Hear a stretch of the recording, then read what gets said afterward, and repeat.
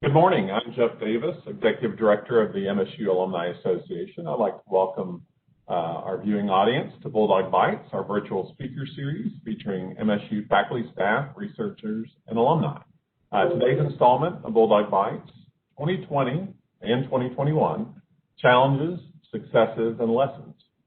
We're fortunate this morning to have our featured speaker, Dr. Regina Hyatt, who is our Vice President for Student Affairs at Mississippi State. She joined MSU in the summer of 2015 in her role as Vice President. In her role, she provides leadership for the Division of Student Affairs, which includes a wide range of departments and programs focused on student health, wellness, and safety, student involvement and engagement, and student success. Prior to her role at MSU, Dr. Hyatt served as the Dean of Students and Associate Vice President for Student Affairs at the University of Alabama in Huntsville. Additionally, she's worked at the University of South Florida, the University of South Florida St. Petersburg, the University of North Carolina in Charlotte, and Palmer College. She earned a bachelor's degree in political science and a master's degree in college student personnel from both from Western Illinois University in Macomb, Illinois. Her doctoral work was completed at the University of South Florida in higher education administration. She currently serves in a variety of roles, including on the board of directors of NASPA, which is a Student Affairs Administrators and Higher Education Organization, as director for the Southeastern region. She previously served as a state director for Mississippi in NASPA, and she's also involved with the Council for Student Affairs and Association of Public and Land-Grant Universities Operational Council. She also regularly presents at national regional conferences and often writes foreign blogs, relevant student affairs publications. She's also, in more recent times, served on the IHL Safe Return Council and Committee for all the in-state institutions, and is a big part of our COVID response leadership team on campus. Reminder, as we go through, if you'll submit questions via WebEx, and then we will get to those toward the end of the presentation. But good morning, Dr. Hyatt. Happy New Year, and welcome to Bulldog Bites.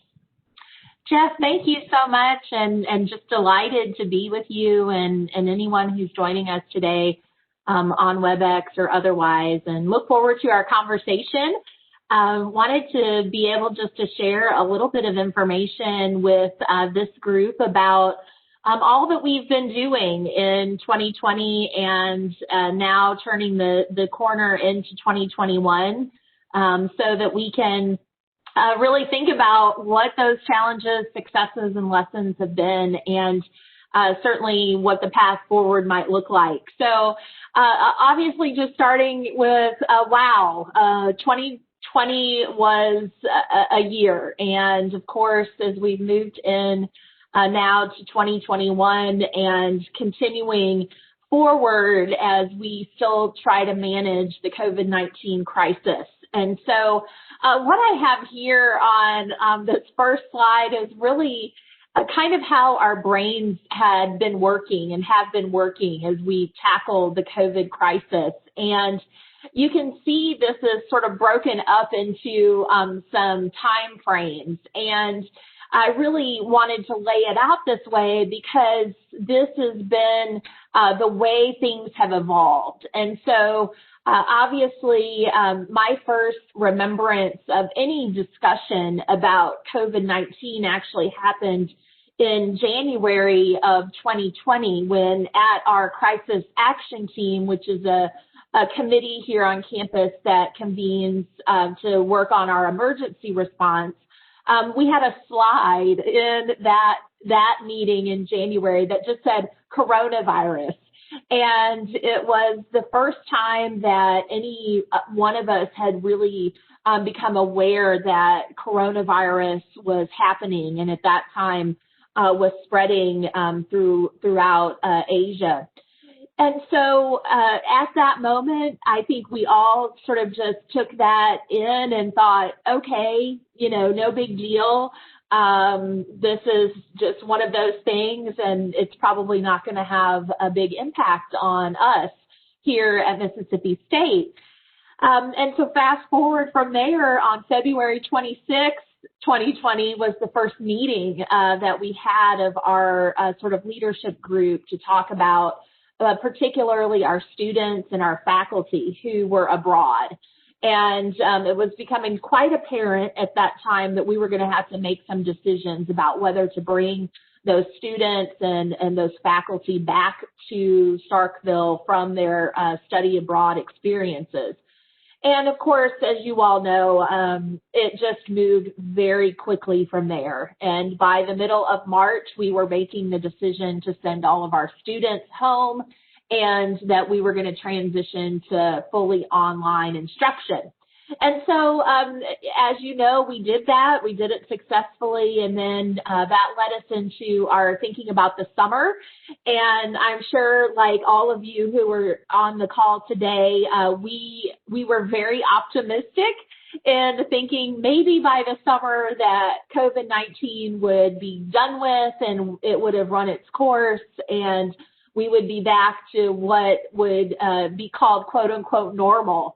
And became, again, pretty apparent that we weren't going to get there. And so we had some more decisions to make about extending, for example, all of our summer school courses online, canceling our camps and conferences, which are a big part of what happens in the summer, and then turning our attention toward the fall of 2020. We knew fairly early on in the summer, I think, that there was a lot of support for trying to figure out how to bring our students back to campus in person.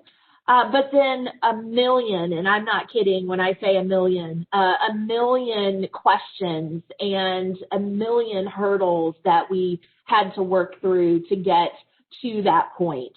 And then into the fall. So actually getting people here into the fall. And now, of course, we have turned the corner to spring 2021, and how we move forward from there, we'll talk a little bit more about. So again, don't be surprised if you hear me say things like that there were a lot of challenges that we faced.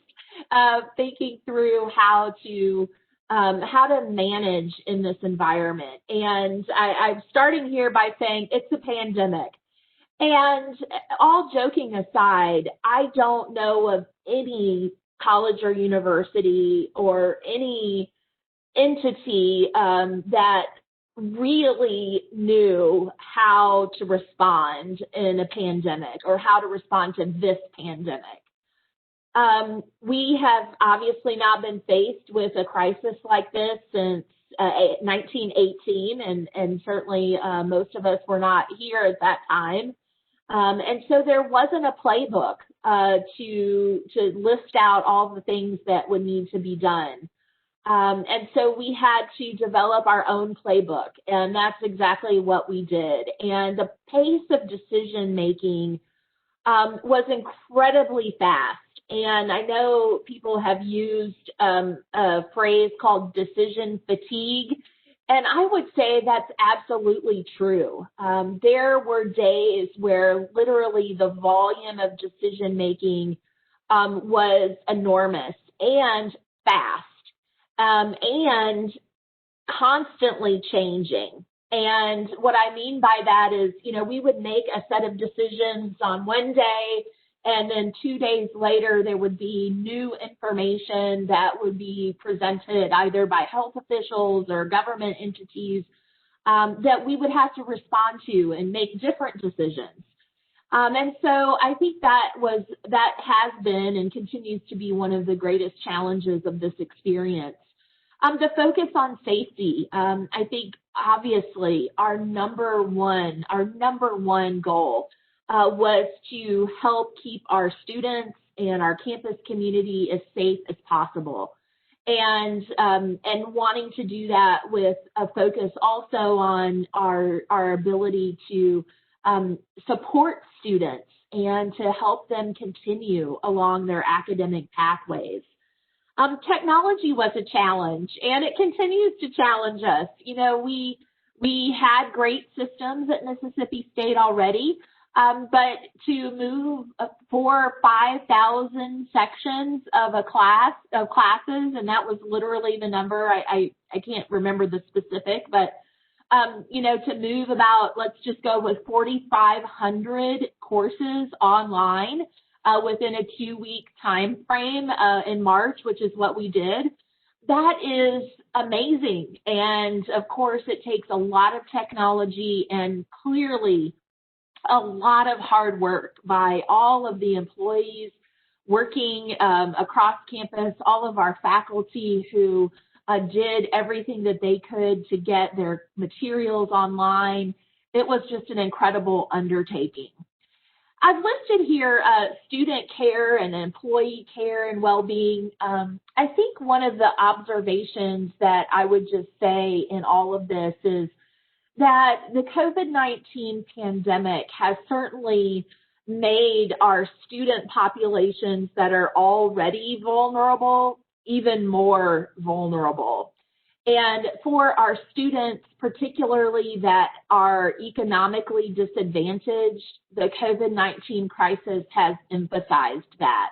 And so, being able to respond to students when their parents have lost their jobs, or even honestly, our students, so many of our students work. And so when we sent students home in March, many students lost their jobs because they worked here, in town or, locally. And so they went home. And so those jobs that they were doing, they were no longer getting income from that. And likewise, for our employees, as we tried to transition with childcare and with just their own well-being in terms of how to manage in this environment, I think we worked really hard to figure out how to provide as much support as we could.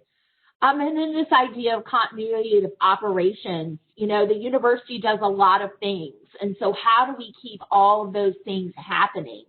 How do we keep our research going? How do we keep our academic progress for our students going? How do we keep the infrastructure of the campus running and operational? And then, of course, when the decision was made to return in person, the 1,001 decisions and steps we had to take to make that actually happen.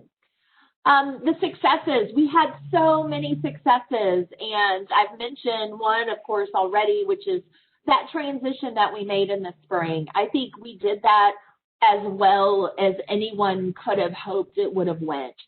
And importantly, our students got to finish their semester. We did some things like pass-fail grading. We put all of our academic support programs online. Our faculty just stepped up and made it work. And it wasn't perfect, of course. None of this has been perfect. But our transition went as well as it could, and students got to complete their spring semester. I was really grateful for that because we really did not and do not want this pandemic experience to sideline our students' progress. We want students to continue forward toward their degree, and so we've tried to do everything we can to make that happen. I want to just say a great, gigantic thank you to all of our alumni who, and I know alums are on this call today. I tell you what, when COVID happened in March, we immediately were able to promote our Student Relief Fund. And this is a fund that we use to help students in emergency situations. And our alumni and friends stepped up in incredible ways and provided so many resources to our students to help with things like internet hotspots or getting a laptop or even gas money to get home, food, all of these things that students needed during this time. And so I'm just so grateful for all of our family, friends, alums that really helped in that moment of need. And then, of course, We distributed our CARES Act funding, and we're so grateful for that. We're hopeful to be able to distribute another round of CARES funding to students. And all of that helps because, again, as I said, our students who were already vulnerable, this crisis has only made them more so. Our return in the fall was a success. Obviously, we know a lot of institutions didn't make a return to in-person instruction in the fall. And Mississippi State did it, and we did it well. And many of our students, I think, decided to come to Mississippi State because we were offering in-person instruction. And so I think it was the right decision. It was difficult, especially in those early weeks as we had a lot of transition issues that we normally have in a fall semester, but just getting students to adopt the behaviors that we needed in order for everyone to stay safe and well. But we made it, and we had a successful fall semester. We had commencement, and again, our students got those, hopefully some of them finished their degrees at that point, but then students were able to carry forward. I'll mention Cowbell Well in our classroom safety things. We've really hit hard on a lot of health messaging, and I think we've had a lot of success there, and keeping it simple, washing your hands, wearing your mask, staying 6 feet apart, and finding 10,000 different ways to say that in 10,000 different mediums, whether that's through social media or digital signage or yard signs that we have all around campus, or door hangers on the residence hall doors, whatever it takes to get the message out about these health behaviors. We've really been trying to do that. And lastly, I think our testing and isolation and quarantine procedures have worked. We did not test all students when they returned to campus, neither in the fall nor the spring. And that was based on our understanding of the recommendations from the CDC and others about this idea of sort of mass testing. And the reality, of course, is that we have continued to make testing a priority for the campus and strongly emphasized the need for testing. We want students to be tested. Obviously, we want students to be able to have access to testing whenever they need it, and not just students, but our employees as well. And we have successfully been able to isolate and quarantine students if they are positive or if they're close contact to someone who is.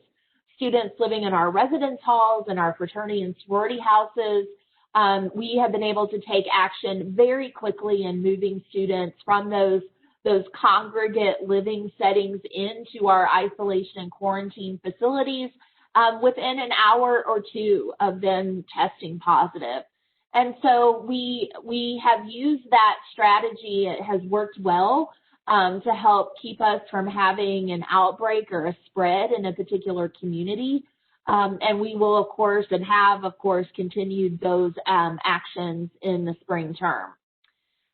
And then the last thing are sort of the lessons learned. And I would say there are a lot of lessons and a lot of things that we've grown from as part of this experience. The first is, I think we all knew it beforehand, right? That there's something about the on-campus experience that's really important for students. And obviously, as the Vice President of Student Affairs, I have always believed that. But I think it's become even more clear that the on-campus student experience has value. And our students, when they talked about the things that they were missing if they had only been online or stayed home for the fall semester, they really talked about how much they missed those on-campus experiences. And whether that was in a formal sense, like their student organization activities, or even the simple things of, having fried chicken Wednesday in the Perry, whatever it was. But this idea that being on campus, there's something that comes from that can't be replicated necessarily in the online environment. I think our online learning and engagement was an important lesson for us in terms of how to do that well. And we have been able to do it well in many, many contexts. And I'm so proud of, for example, our counseling center has been providing both in-person and online engagement for our students, whether that's one-on-one counseling services or workshops or group therapy. We've transitioned in order to be flexible for our students. And those are the kinds of things that the pandemic pushed us to do. And certainly, I think we will continue to do after this is all over. There will be services that we have available online that we didn't have available before that our students are really enjoying and are using. And so we want to continue to do those things. The next thing I have are leadership lessons, and so many leadership lessons. I think the first I would say is my theme word for this past year has been grace.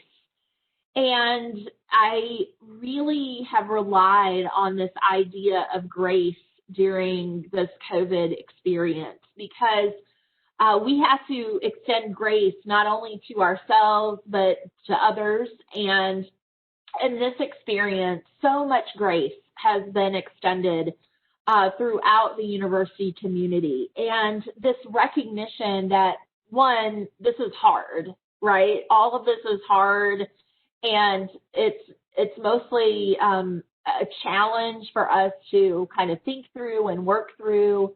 And at the same time, you have to know that everybody's doing the very best they can. And so really giving yourself grace to know it's not going to be perfect, but you're doing the best you can, and so is everyone around you, I think has been one of the most important lessons of all of this. And this idea of adaptability and flexibility. I can't tell you the number of times where we sort of were going down one path and then new information came and we had to go down a different path. And just being flexible enough to say, okay, this is what we thought we were going to do, but that's not going to work now, and so we're going to do this instead. And just being really flexible to adjust and adapt to whatever the circumstances are, I think has been one of the most important lessons of all. The financial needs, I've probably said this enough already, but I think that we have a lot of students who have financial needs, and we knew that, we've known that, and the pandemic exacerbated that, and we're always looking for opportunities to help our students to achieve their academic goals, and to do that as best we can by helping to support them financially. Technology has been a great lesson.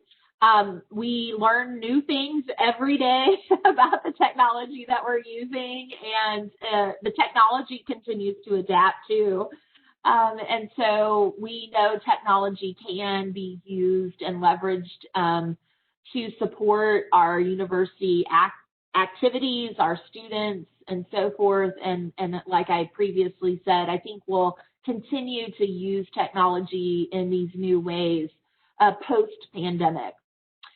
And then the last thing I'll say is just about public health. And, I think back to earlier in my life, I'm in my late 40s. And so I remember as a kid, seatbelt wearing wasn't necessarily like a big deal.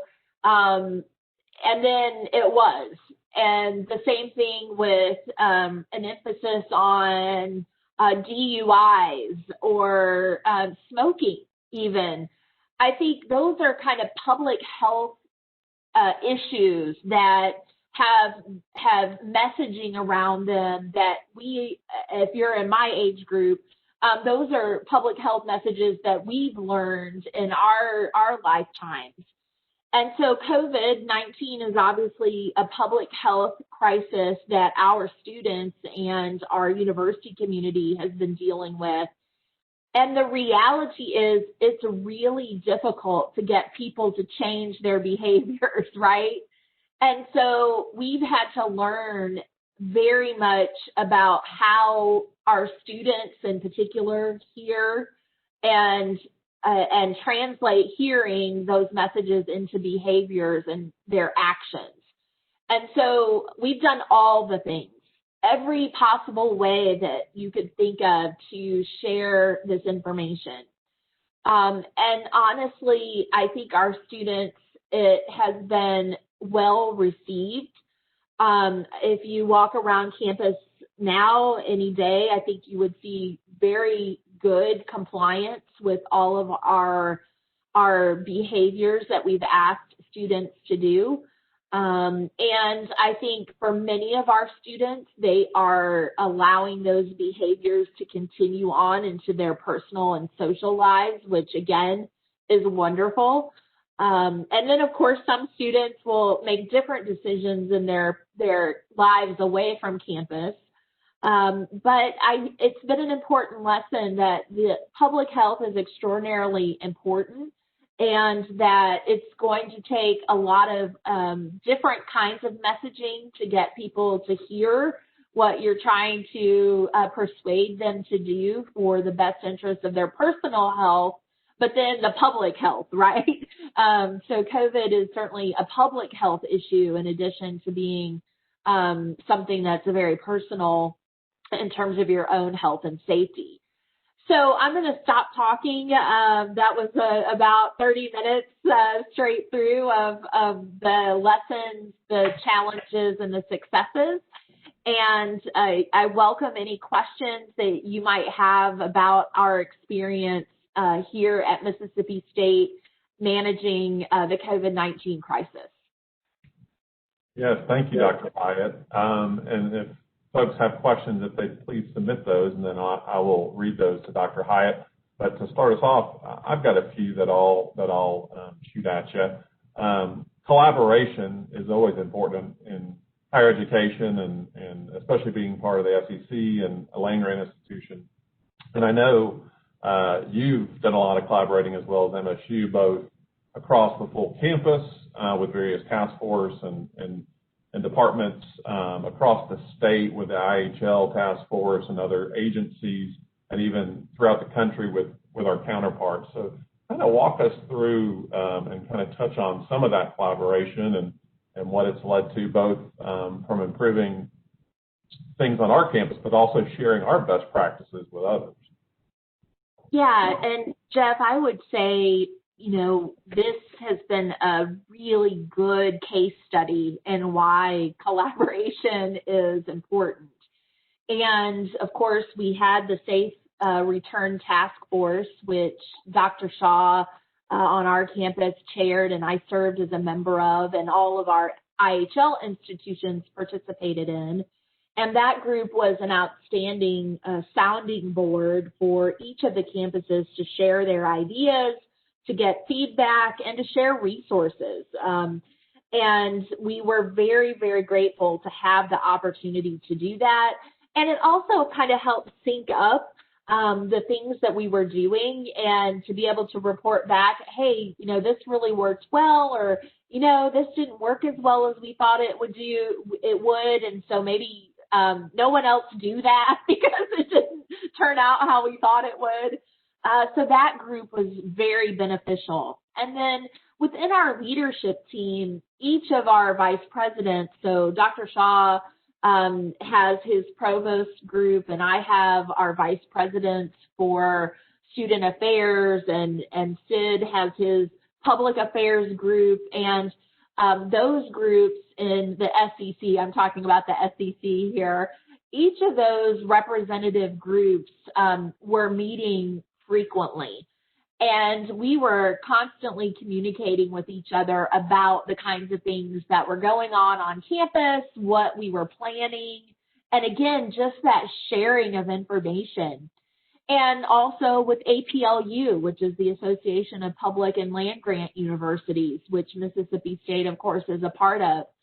We have an operational council for student affairs. The provosts have a group. All of those groups were in conversation. In Mississippi State, we were at those tables involved in the conversation. I would say it was absolutely critical to our success to be able to share, to get feedback, and to have colleagues that would say back to you, wow, that just doesn't seem like it's going to work, or, hey, have you thought about this, or, this is what we're doing. And I can't tell you the number of documents that we exchanged and the policies and the public health messages that were created, that we all just shared and really tried to help each other to make good decisions and to share as many resources as we could. As I said at the outset, there wasn't a playbook here. And so all of those entities that you mentioned, Jeff, we were writing our playbooks and we wrote them together. And certainly I think we benefited from those collaborative relationships, and they were very important, I think, to higher ed generally. And the successes that colleges and universities had in bringing their students back, and even in the transition to online learning back in the early part of the spring.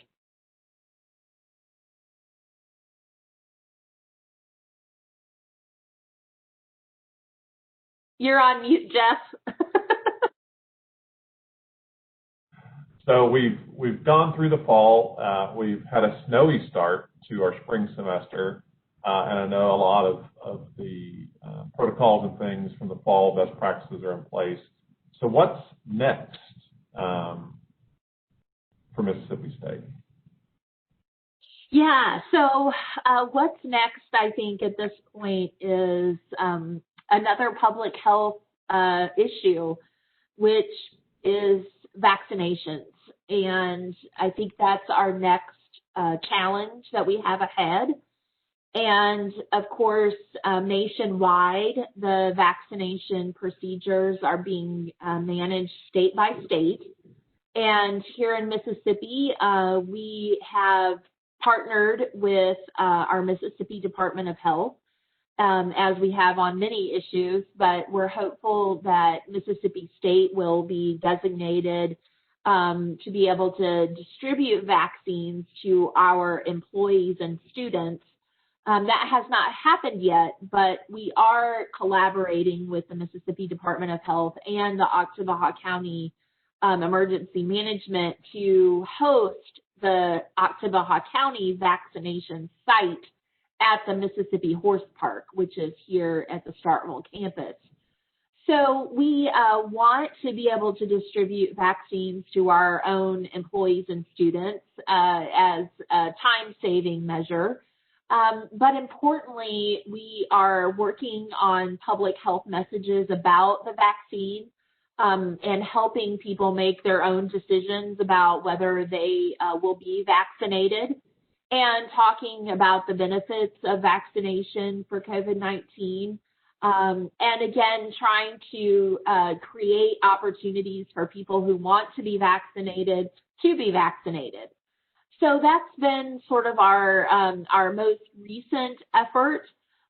We are trying now to plan for the summer of 2021 and making determinations about whether, for example, we can host camps and conferences again, and sort of what our plans will be for online or in-person instruction for summer school. And those are the kinds of questions, you don't have long when you turn into a new semester to start thinking about what comes next. But I think we are still in for a number of months utilizing these health precautions that have been in place. So mask wearing, physical distancing, washing your hands, small, small groups versus big, large events, those kind of things. I think we'll still be hanging on to a lot of those behaviors for the foreseeable future. So here's a question from the audience. How has the number of in-person classes changed in regards from the fall to the spring semester? Excellent question. And we were running at about 70% in the fall semester of in-person or hybrid, so it has some in-person component in the fall of 2020, and we're up to about 75% for the spring, and with more emphasis on the full face-to-face versus hybrid. Great. In relationship between the university and Starkville, kind of talk a little bit about that and maybe how it's strengthened or gotten even better during this pandemic.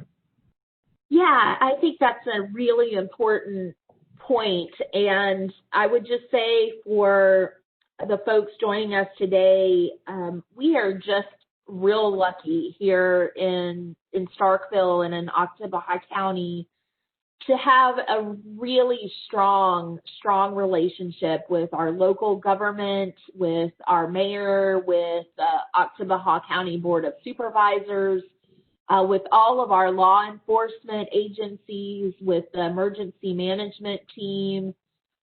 We are very, very fortunate. And it's been such a really big gift that we've all been on the same page.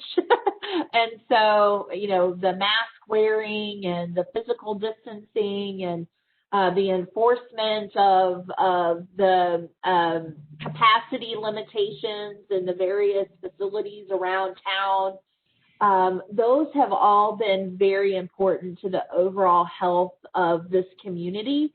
And I include MSU in the community piece of it. And so we have been in a lot of communication. We've met, for example, leading into the fall, we met several times with the Starkville-Oktibbeha County School Superintendent, the Starkville Academy School Principal, the Starkville Christian School Principal, all of the local government entities. We just kept the lines of communication open and talked back and forth and continue to talk back and forth about how we can help each other. So we're very fortunate, and I don't know a lot of college towns who enjoy the kind of relationship that we have here at Mississippi State and in Starkville and Oktibbeha County, anywhere else in the country. And I know a new way for folks to kind of stay updated on all things student affairs and hear from you on a more regular basis. Tell us a little bit about your new podcast. Thanks. Yeah, Jeff, I'm super excited about it. It's called The Positive Sip, and you can find it on Spotify or Apple Podcasts if you just search for The Positive Sip. And Jeff, I don't know if you know this, but my guests in this first season, this is season 1 that we've taped now. When you say season 1, I think that implies there'll be further seasons. We hope there'll be further seasons of the Positive Sip. But season 1, all of my guests are Mississippi State alumni. And so very excited about that. Our first 2 episodes are available now. And of course, my first guest was President Mark Keenum. And our next guest will be Maya Emerson, who is, of course, a Mississippi State alum, former student body president here at MSU, and a student that I had the opportunity to really spend a lot of time with while she was a student here. So super excited about the Positive Sip, and this is an opportunity for us to share Mississippi stories. and stories about life, leadership in Mississippi. And I think it's important because I'm not from Mississippi. I moved here 5.5 years ago to take on this role. And I have just found this place to be really incredible. The people here, the things that are happening. And I think it's an opportunity for me to be able to share with people inside Mississippi, but also outside Mississippi, about the incredible things that are happening in our state and in our community. And this is important because Mississippi is important. And we want people to know about the good things that are happening here and the people who are doing the work to make Mississippi a better place. Well, fantastic. Dr. Hyatt, thank you for your leadership and everything that you do to put in support for our current students and shape their experience, their MSU experience as they matriculate into the world of alumni. And as well, thank you and your team and really our leadership across campus for all their extra work in making our campus and MSU a safe place during this uncertain times and pandemic. But we also appreciate you sharing your time with us as part of our Bulldog Bites series. So we appreciate all your information that you shared and everything that you do for our university. Thank you, Jeff, and appreciate the opportunity and wish all of our listeners the very best. And, of course, as always, Hail State.